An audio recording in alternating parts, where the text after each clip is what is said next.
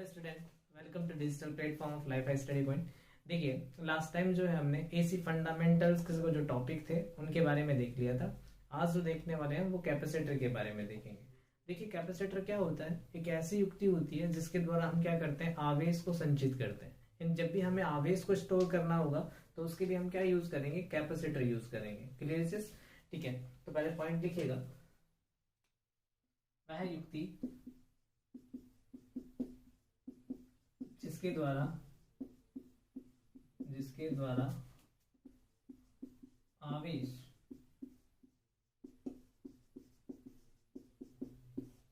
को संचित किया जाता है, आवेश को संचित किया जाता है, संधारित्र कहलाती है, संधारित्र कहलाती है। ठीक है, और आवेश को संचित करने की जो क्षमता है, ठीक है, यानी कि जो कैपेसिटी है वो क्या कहलाएगा अपने पास, धारिता कहलाता है, कैपेसिटेंस कहलाता है। ठीक है, आवेश को संचित करने की क्षमता, संचित करने की क्षमता धारिता कहलाती है। क्लियर चीज। और देखिएगा कि जो धारिता है, ठीक है, धारिता की ही जो यूनिट होती है वो क्या होती है अपने पास, फैराड होती है। ठीक है, धारिता की इकाई फैराड होती है।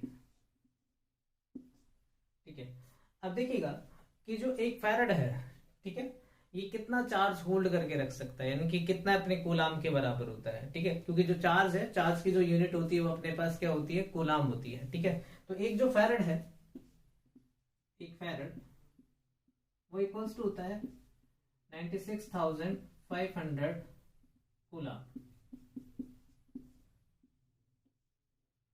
ठीक है, यानी कि एक फैराड का जो कैपेसिटर होगा वो कितना चार्ज होल्ड कर सकता है, 96,500 कूलम का वो चार्ज होल्ड करके रख सकता है। ठीक है, यानी कि उसको स्टोर कर सकता है। क्लियर चीज। ठीक है, ये पॉइंट नोट कीजिए।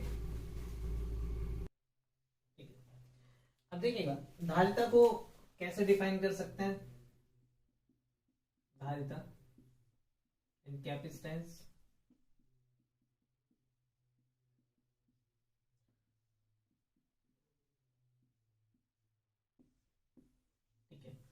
देखिएगा यहाँ Q जो है अपने पास वो क्या है, आवेश। Q इक्वल्स टू क्या है, आवेश, इन चार्ज है। और V इक्वल्स टू क्या है, विभवांतर, विभवांतर। ठीक है, और C जो है मेरे पास वो क्या है, धारिता। ठीक है, तो देखिएगा कि जो आवेश है और विभवांतर है उन दोनों का जो अनुपात है वो क्या कहलाता है, धारिता कहलाता है। ठीक है, यानी कि बोल सकते हैं चार्ज पर unit volt is known as capacitance. ठीक है, क्लियर चीज। अब देखिएगा कि जो कैपेसिटी है इसको किस में मापते हो आप, मेजर करते हैं, ये फैराड में मेजर की जाती है। ठीक है, आवेश को जो मेजर किया जाता है वो कूलाम में मेजर किया जाता है, और वोल्टेज को वोल्ट में मेजर किया जाता है। तो यहां से देखिएगा 1 फैराड इक्वल्स टू आ गया किसके, 1 कूलाम पर वोल्ट। ठीक है, तो यहां से अगर मैं एक यूनिट और निकालना चाहूं, ठीक है, तो 1 कूलाम इक्वल्स टू किसके हो जाएगा, फैराड वोल्ट। ठीक है, तो ये यूनिट किसकी हो जाएगी, चार्ज की। ठीक है, अब देखिएगा कूलाम जो है अपने पास आवेश यानी कि जो चार्ज है, यानी कि आप ये भी बोल सकते हैं इलेक्ट्रिक फ्लक्स की यूनिट भी अपने पास क्या होती है, कूलाम ही होती है।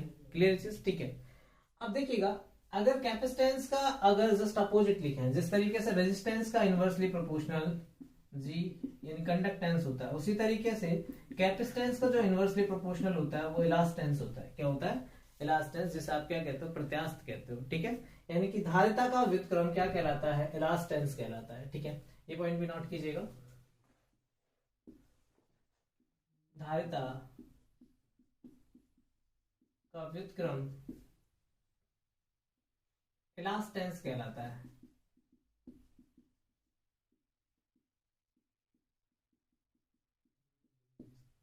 ठीक है, क्लियर। तो ये बेसिक पॉइंट थे अपने पास किससे रिलेटेड, कैपेसिटर से रिलेटेड। ठीक है, कैपेसिटर किसे कहते हैं, कैपेसिटेंस किसे कहते हैं। ठीक है, देखिए कैपेसिटर एक एलिमेंट है और कैपेसिटेंस उसकी क्या है, प्रॉपर्टी है। दोनों में डिफरेंस यही होता है। ठीक है, क्लियर, ये पॉइंट नोट कीजिएगा।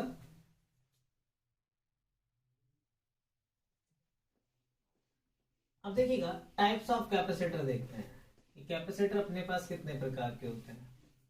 टाइप्स ऑफ कैपेसिटर,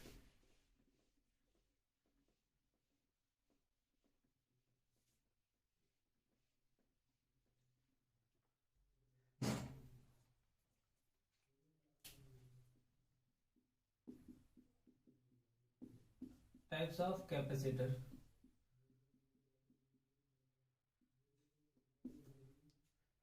संधारित्र के प्रकार, संधारित्र के प्रकार। अब देखिएगा कैपेसिटर किस तरीके होंगे। एक होता है पैरेलल प्लेट कैपेसिटर। ठीक है, parallel plate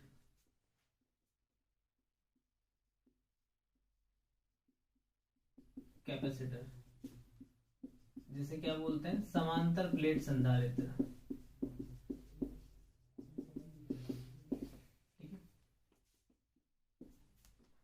second, multi plate capacitor,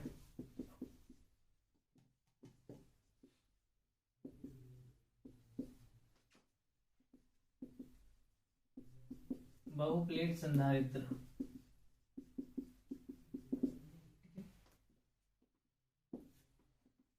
spherical capacitor.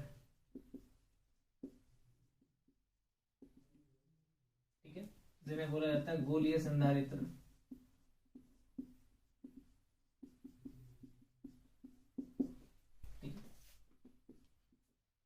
For fixed capacitor,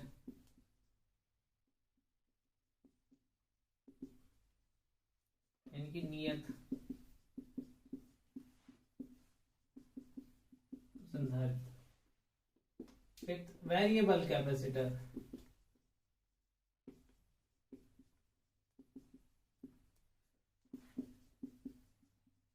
परिवर्तित संधारित्र। ठीक है, क्लियर।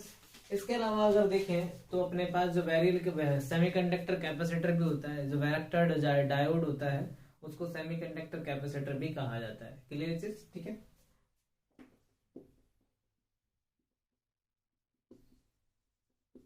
Semiconductor capacitor. ठीक है, अर्धचालक संधारित्र। ठीक है, अब देखिएगा कैपेसिटर के जो टाइप हैं, इनमें भी अपने पास क्या होगा कि जैसे वेरिएबल कैपेसिटर है, वेरिएबल कैपेसिटर में अपने पास क्या होगा, ट्रिमर और पैडल आएगा। फिक्स कैपेसिटर अपने पास कौन कौन से होंगे, ठीक है, सेरेमिक कैपेसिटर हो गया, पेपर कैपेसिटर हो गया, इलेक्ट्रोलाइट कैपेसिटर हो गया, माइक्रो कैपेसिटर हो गया। ठीक है, ये किस में आएंगे, फिक्स कैपेसिटर में आएंगे। ठीक है, जो अपने यूज होते हैं जनरली हम उन्हीं को देखेंगे।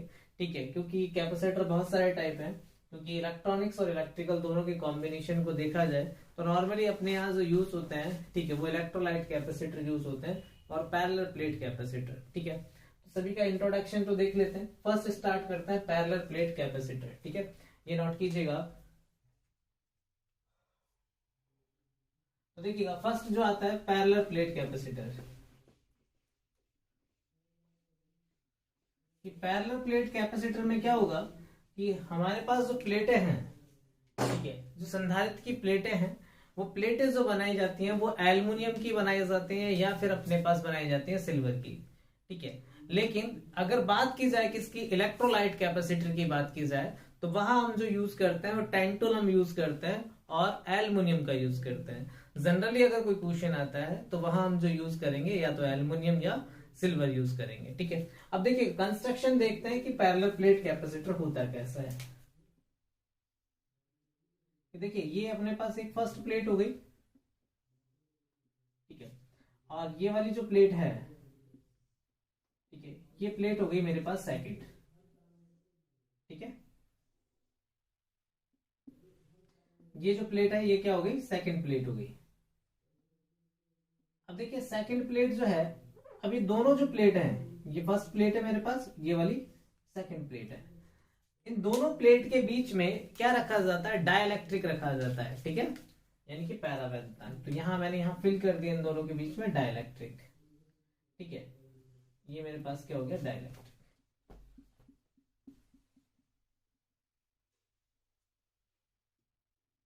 डाइलेक्ट्रिक फिल कर दिया है,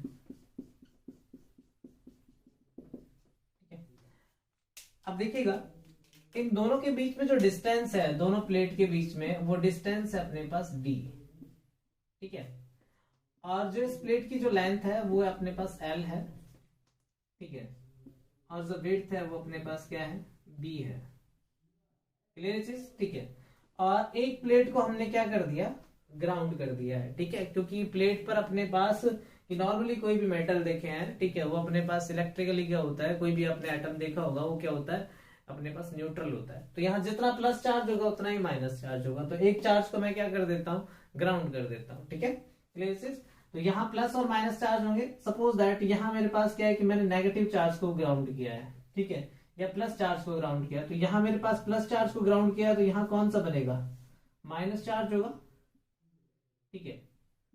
और ये माइनस चार्ज यहां से किसे अट्रैक्ट करेगा, प्लस चार्ज को अट्रैक्ट करेगा, ठीक है।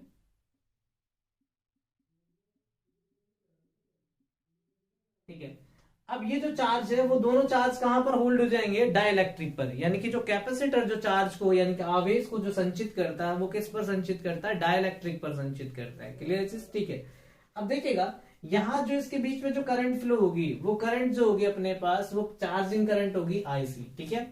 अब देखिएगा अगर डाइलेक्ट्रिक मटेरियल, ठीक है, इसमें लॉस फैक्टर का मान ज्यादा है तो ये कंडक्ट ही नहीं करेगा, और लॉस फैक्टर का मान कम है तो इसमें करंट फ्लो होगा, ठीक है।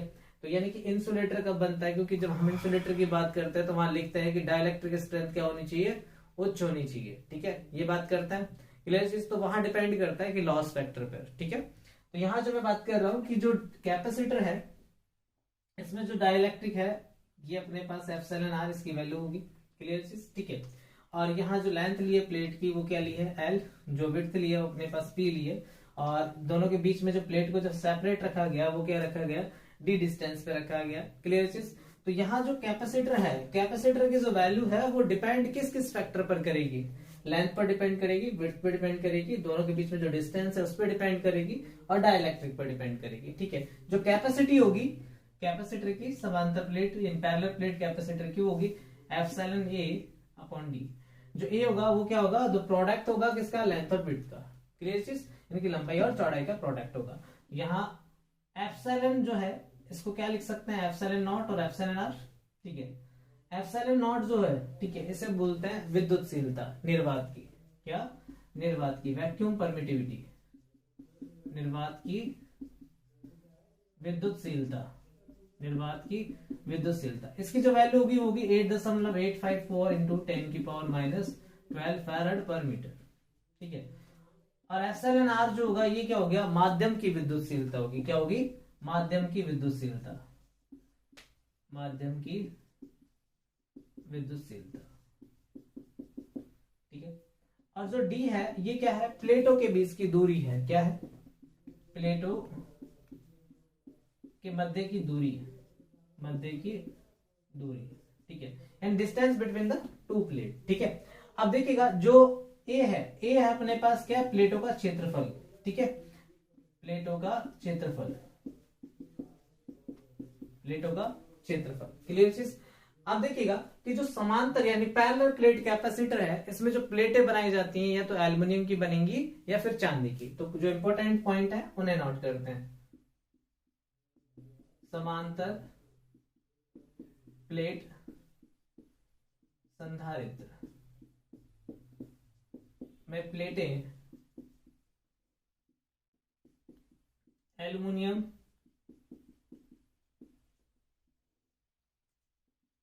या चांदी की बनाई जाती है।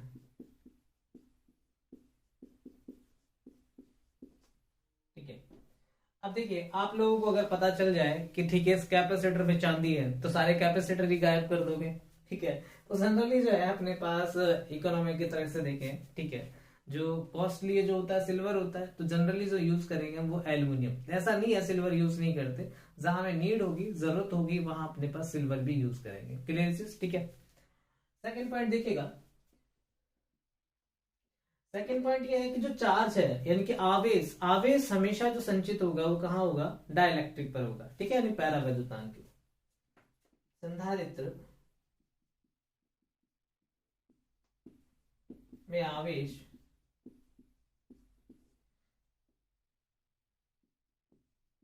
पैरावैद्युतांक पर संचित होता है, ठीक है। अब देखिएगा जो क्वेश्चन है एग्जामिनर किस तरीके से बनाता है, ये आपसे पूछेगा कि देखिएगा कि जो कैपेसिटर है, कैपेसिटी जो है वो डिपेंड कर रही है किस पर, विद्युतशीलता यानी परमिटिविटी पर, ठीक है, एरिया यानी कि लेंथ और विड्थ पर डिपेंड कर रही है, और दोनों की प्लेटों के बीच की जो डिस्टेंस है उस पर डिपेंड कर रही है। लेकिन यहाँ थिकनेस की बात नहीं कही है, प्लेटों की मोटाई की बात नहीं की है, यानी कि जो संधारित्र की धारिता है वो प्लेटों की मोटाई पर निर्भर नहीं करती, ठीक है, ये पॉइंट लिखिएगा। संधारित्र की धारिता प्लेटों की मोटाई पर निर्भर नहीं करती, ठीक है। यानी कि जो कैपेसिटी है पैरेलल प्लेट कैपेसिटर की वो डिपेंड नहीं होगी किसकी, थिकनेस ऑफ प्लेट्स, ठीक है, कैपेसिटर की जो प्लेट है उस पर डिपेंड नहीं करेगी। क्लियर चीज, नोट कीजिएगा, देखिएगा ये पॉइंट आपने नोट कर लिए होंगे।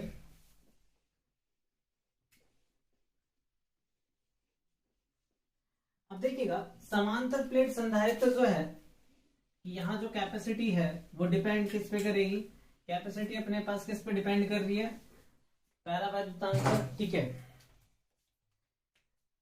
यानी कि जो कैपेसिटी वो डायरेक्टली प्रोपोर्शनल है किसके, ठीक है, इलेक्ट्रिक परमिटिविटी के यानी विद्युतशीलता के, कैपेसिटी डायरेक्टली प्रोपोर्शनल है क्या, एरिया, ठीक है, या फिर इसको क्या लिख सकते हैं, लेंथ, या फिर क्या लिख सकते हैं, विड्थ, ठीक है, क्योंकि ए इक्वल्स टू क्या होगा, एल इंटू बी, ठीक है। क्लियर चीज, ठीक है, क्लियर चीज। दूसरा देखिएगा कैपेसिटी जो है वो इनवर्सली प्रोपोर्शनल है किसके, डिस्टेंस के, ठीक है, क्लियर यहां से। अब देखिएगा अगर परमिटिविटी चेंज करेंगे, ठीक है, तो कैपेसिटेंस जो है उसकी वैल्यू चेंज हो जाएगी। अब यहां देखिएगा कि एग्जामिनर कभी भी आपको क्वेश्चन इस तरीके से नहीं देगा कि सिंपली आपको सब कुछ बता दिया जाए। अगर एयर के लिए अपने पास जो वैल्यू होती है 1 होती है, ठीक है, पेपर के लिए जो वैल्यू है, ऑयल यानी ऑयल वाला पेपर है, तो उसके लिए जो वैल्यू होती है 1.18 के समथिंग होती है। तो यहाँ जो ऑयल यानी कि तेल से डूबा हुआ कागज, कभी कभी क्या दे देता है, तेल से डूबा हुआ कागज, तो कंपेयर जब इससे करेंगे इसकी, तो इसकी परमिटिविटी जो है वो ज्यादा है, ठीक है, तो ये ज्यादा है तो अपने पास एप्सिलॉन की वैल्यू बढ़ेगी तो धारिता बढ़ेगी, ठीक है, क्लियर चीज। इसी तरीके से अगर अपने पास कैपेसिटर को गर्म किया जा रहा हो, ठीक है, उसको हीट करें, तो डाइलेक्ट्रिक स्ट्रेंथ जो है वो क्या होने लग जाती है, डिक्रीज होने लग जाती है, तो कैपेसिटेंस की वैल्यू डिक्रीज होगी, ठीक है। यानी कि किसी भी कैपेसिटर को अगर गर्म किया जाए तो गर्म होने पर क्या होता है कि कैपेसिटर में क्या है, डाइलेक्ट्रिक स्ट्रेंथ डिक्रीज होने लगती है, और डाइलेक्ट्रिक स्ट्रेंथ अगर डिक्रीज होने लगेगी तो अपने पास कैपेसिटी भी क्या होगी, डिक्रीज होगी। और यही रीजन होता है कि जैसे अपने पास फैन है, ठीक है, अगर फैन हम यूज करते हैं लॉन्ग समय तक, जैसे कैपेसिटर जो यूज किया जाता है, कि अगर बात करें सीलिंग फैन के साथ, तो नॉर्मली हम जो कैपेसिटर यूज करते हैं 2.5 माइक्रोफैरेड से 3.15 माइक्रोफैरेड का कैपेसिटर यूज किया जाता है, ठीक है। अब क्या होता है कि जो कैपेसिटर है कि ये अपने पास फैन जब चलता है तो ये हीट होता है, और हीट होने के कारण क्या है कि इसकी जो डाइलेक्ट्रिक स्ट्रेंथ वो डिक्रीज होने लगती है, और ये कैपेसिटी क्या हो जाती है, डीके होने लग जाती है, और फिर अपने पास क्या होता है, कैपेसिटर कंप्लीटली डीके हो जाता है। तो इसकी जगह हमें क्या करना पड़ता है, फिर कैपेसिटर को रिप्लेस करना पड़ता है। अब देखिएगा चार्ज डायरेक्टली प्रोपोर्शनल, चार्ज का यानी फॉर्मूला देखिए Q इक्वल्स टू CV। अगर कैपेसिटी डिक्रीज हो रही है तो चार्ज भी जो वो होल्ड कर रहा है वो भी क्या हो रहा है, डिक्रीज हो रहा है, ठीक है। इसलिए अपने पास क्या होता है कि कैपेसिटी अगर बढ़ेगी तो चार्ज भी बढ़ेगा, क्लियर चीज। तो फैन में अपने पास क्या होता है, डीके क्यों होता है कि डाइलेक्ट्रिक स्ट्रेंथ डिक्रीज तब होती है जब अपने पास अगर इसे गर्म किया जाता है। सिंपल क्वेश्चन पूछ लिया जाता है कि अगर कैपेसिटर को गर्म कर दिया जाए तो डाइलेक्ट्रिक कैपेसिटी पर क्या इफेक्ट पड़ेगा। तो कैपेसिटी डिक्रीज होगी, क्यों? डाइलेक्ट्रिक स्ट्रेंथ उसके डिक्रीज होने लग जाती है। क्लियर है चीज? ठीक है, तो यहां से कुछ इस टाइप के क्वेश्चन पूछे जाते हैं। ठीक है, नेक्स्ट देखते हैं अपने पास जो कैपेसिटर आता है वो आता है मल्टीप्लेट कैपेसिटर। कौन सा? मल्टीप्लेट। मल्टीप्लेट कैपेसिटर में क्या होगा कि यहां सिर्फ 2 प्लेटें थी, यहां अपने पास जो यूज करेंगे वहां मोर देन 2 प्लेट्स यूज करेंगे। क्या यूज करेंगे? More than 2 plates. तो हेडिंग डालेगा मल्टीप्लेट कैपेसिटर, मल्टीप्लेट कैपेसिटर। ठीक है, बहुप्लेट संधारित्र।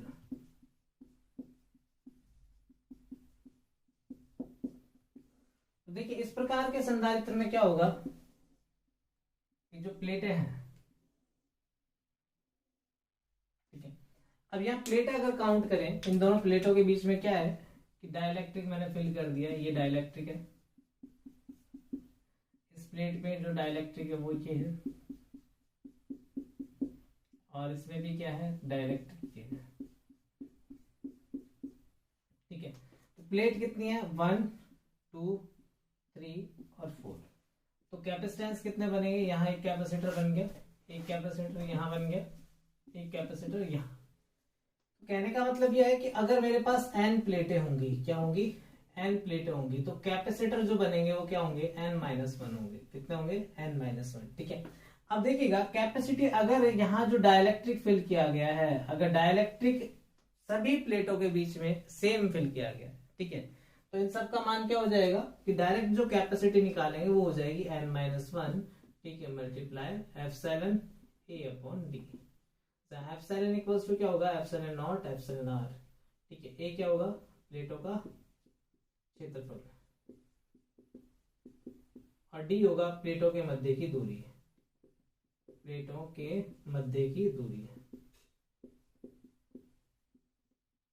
ठीक है, क्लियर चीज? अब देखिएगा अगर डाइलेक्ट्रिक जो है सभी प्लेटों के बीच में जो फिल किया गया वो अलग अलग है। ठीक है, क्या है?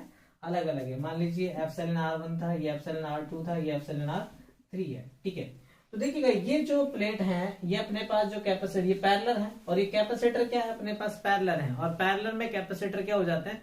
ऐड हो जाते हैं। तो ये वैल्यू मैंने मान लिया C1 है, ये क्या है? C2 है, ये क्या है? C3। अब इनके बीच में जो डिस्टेंस है वो समान है, यानी इक्वल है। ठीक है, इन प्लेटों का जो एरिया है वो भी सेम है, डिस्टेंस भी सेम है, एरिया भी सेम है।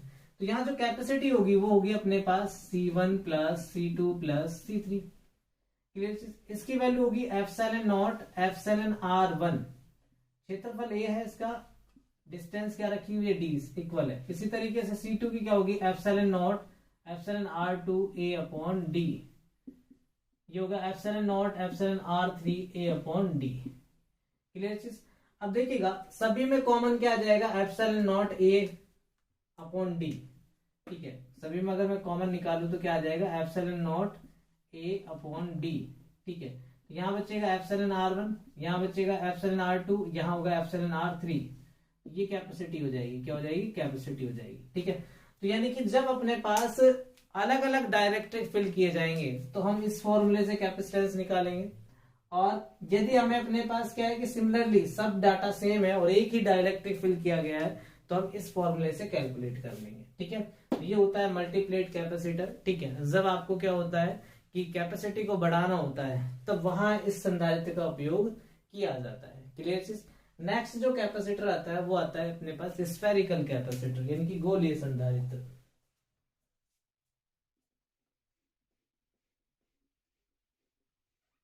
Spherical capacitor.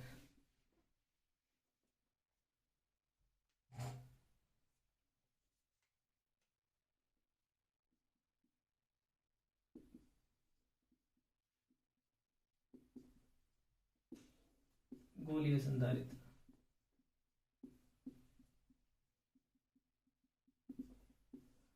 देखिए जो कैपेसिटी होती है गोलीय संधारित्र की वो होती है 4 pi epsilon not epsilon r into r। ठीक है, क्लियर चीज? अब देखिएगा इसका जो यूटिलाइजेशन हो गया, ठीक है, यानी कि इसको जहां यूज करेंगे कि जब हम अंडरग्राउंड केबल बनाते हैं, ठीक है, तो उसमें क्या है कि डिफरेंट टाइप के डाइलेक्ट्रिक फिल किए जाते हैं, ठीक है। पेपर होता है, इंसुलेशन होता है, लेड कवर्ड होता है, तो उसके बीच में जो मेटेलिक सीट है तो वो एक प्लेट का काम करती है और जो कंडक्टर है वो दूसरे प्लेट का काम करता है। तो देखिए कैसे कि ये मेरे पास केबल है, आर्मर्ड केबल है, तो यहाँ अपने पास क्या होंगे, कंडक्टर होंगे।